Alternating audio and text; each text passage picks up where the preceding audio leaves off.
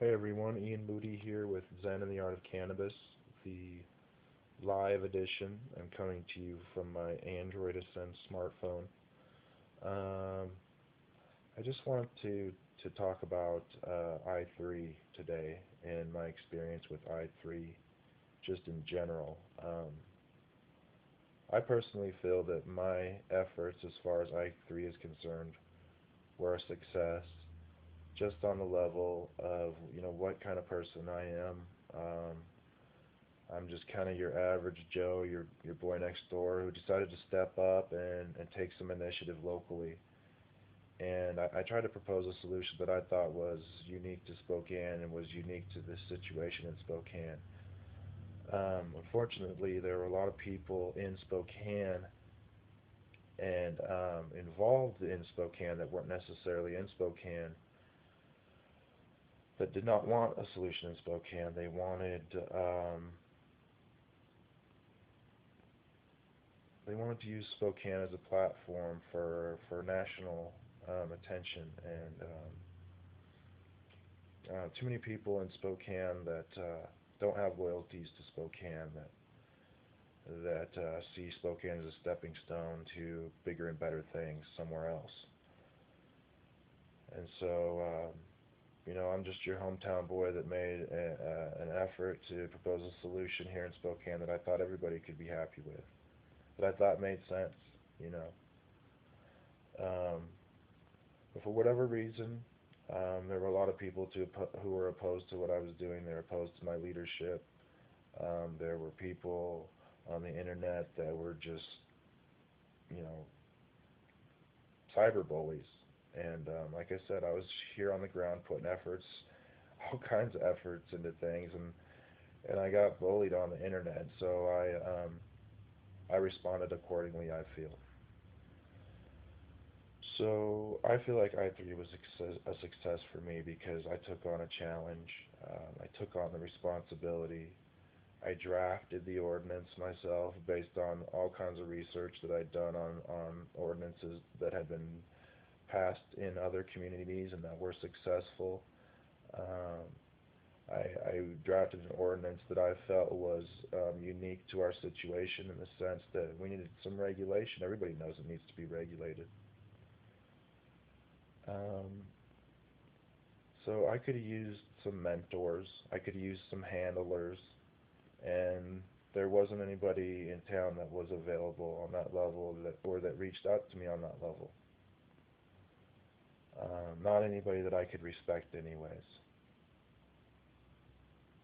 And there were people that I wished would have reached out to me on that level, but they didn't. They decided to bully me and attack me instead.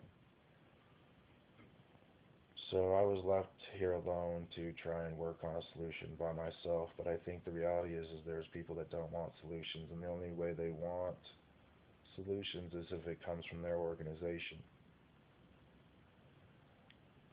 So I'm not going to get into that anymore. What I'm going to say is just, I learned a lot from this, and I hope to take what I learned and work on other projects. So if there's other people out there that want to affect change in Spokane, you think of something, why can't we do this? Why can't people do this? In fact, I was down at the library the other day and a taxi driver came in and he's like, I don't understand why I can't sit in the park in this no loading zone if nobody's here loading and wait for my passenger. Why can't taxis have why isn't there a taxi zone out in front of River Park Square?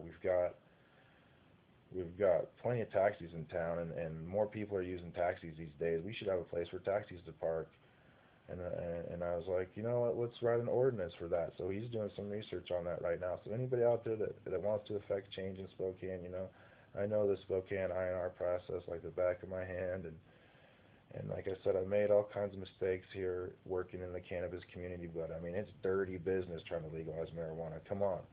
We're trying to legalize marijuana. There's all kinds of people trying to get their hand in the cookie jar here. And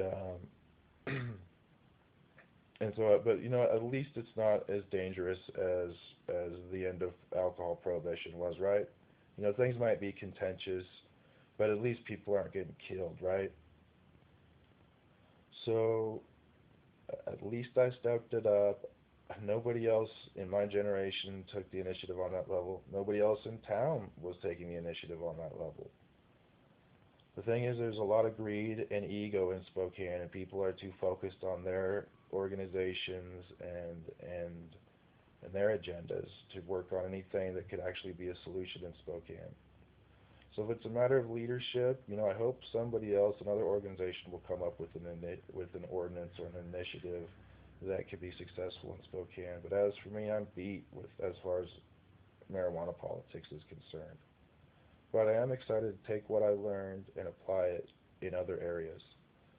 So I want to thank everybody that helped, everybody that wanted to criticize me. You should have stepped forward and offered assistance. You should have got out there and collected signatures.